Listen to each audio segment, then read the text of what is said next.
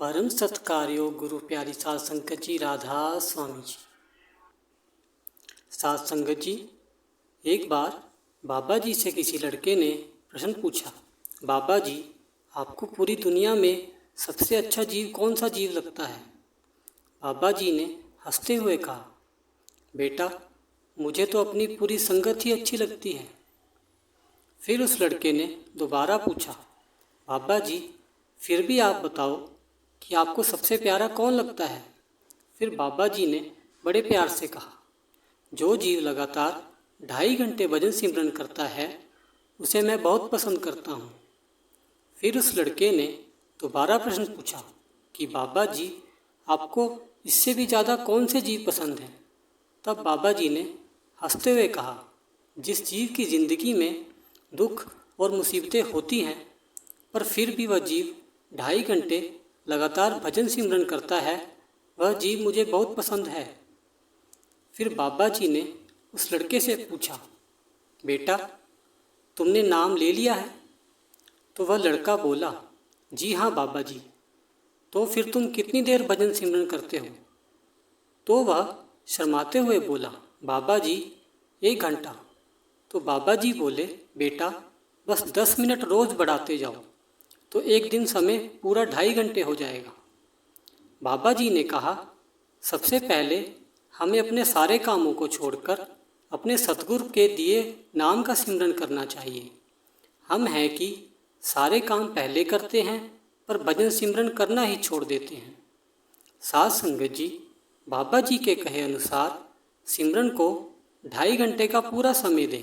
मन लगे या ना लगे, फ़र्ज समझकर बैठें, ड्यूटी समझकर बैठें, पर बैठें ज़रूर। एक बार किसी लड़के ने बाबा जी से प्रश्न पूछा कि बाबा जी, गुरु गद्दी संभालने से पहले आप सत्संग घर में कौन सी सेवा किया करते थे? बाबा जी हल्की सी हंसी से मुस्कुराए और बोले, बेटा, एक बार मैं स्पेन से ब्यास आया था। मेरे साथ मेरी पत्नी शबनम कौर भी थी। मेरी नौकरी वहाँ स्पेन में थी। एक दिन बड़े महाराज जी ने मुझे अपने ऑफिस में बुलाया।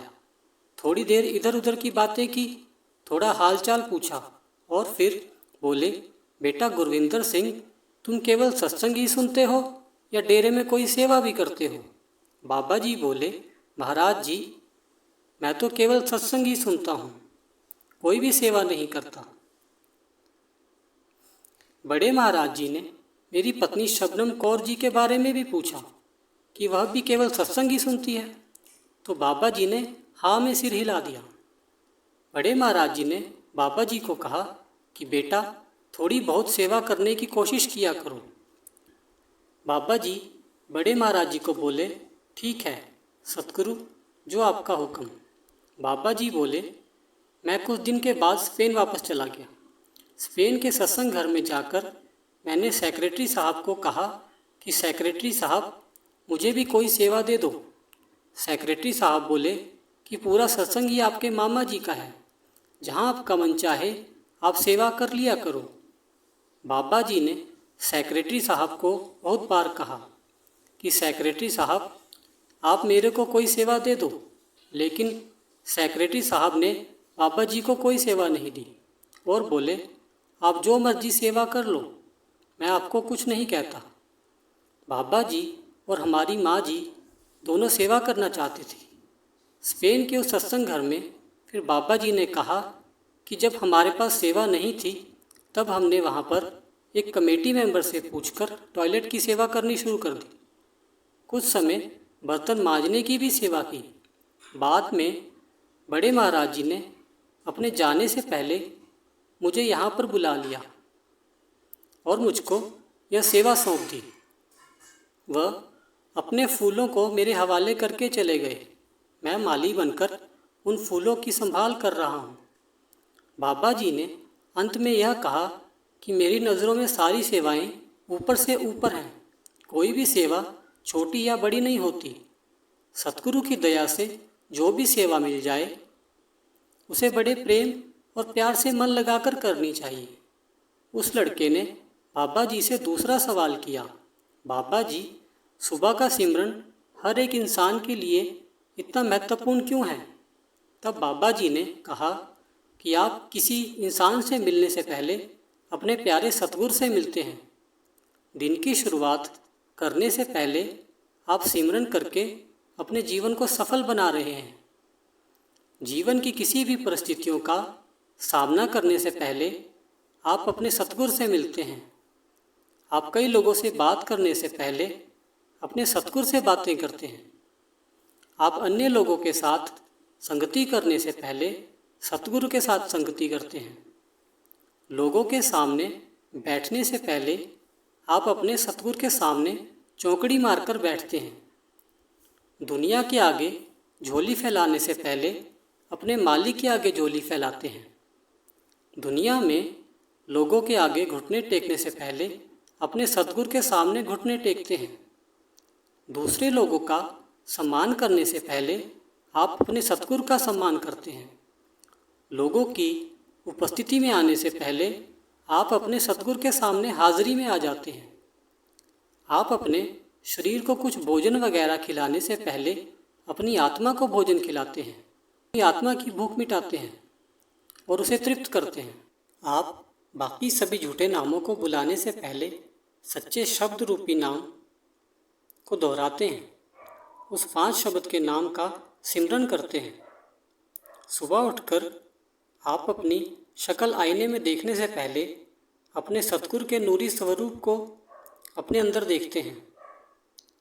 आप अपने घर में साफ सफाई झाड़ू लगाने से पहले अपने मन मंदिर को साफ कर लेते हैं। तो बताओ फिर सतगुरु की रहमत क्यों नहीं बरसेगी? आप सुबह 3 बजे उठकर भजन सिमरन करते हैं, तभी तो उस कुल मालिक की रहमत दिन रात आप पर बरस रही है। साथ संगत जी, जब कभी हम किराए का मकान लेते हैं तो मकान मालिक हमारे सामने कुछ शर्तें रखता है। मकान का किराया समय पर देना, मकान में गंदगी ना फैलाना, मकान मालिक जब चाहे मकान को खाली करवा सकता है। उसी प्रकार हमारे मालिक ने भी हमें यह शरीर दिया है और यही शर्तें हमारे को देकर इस दुनिया में भेजा है। हमारा किराया है भजन सिमरन करना, गंदगी ना फैलाना, बुरे विचार और बुरी भावनाएं अपने मन में ना लाना। उस कुल मालिक की जब भी मर्जी होगी वह अपनी आत्मा को वापस बुला लेगा। साथ संगत जी, इसका मतलब है कि यह जीवन हमें बहुत थोड़े समय के लिए मिला है। इसको लड़ाई झगड़ा करके या देश भावना रखकर ख़त्म नहीं करना है, बल्कि बाबा जी के नाम का सिमरन करते हुए, सेवा करते हुए बिताना है। मेरे मालिक, आप इतनी कृपा करना कि हम सब आपकी आज्ञा में रहें और भजन सिमरन को पूरा समय दें और सेवा भी करते रहें। इसी के साथ इजाज़त चाहते हैं। मिलते हैं फिर अगली साखी में। तब तक के लिए राधा स्वामी जी।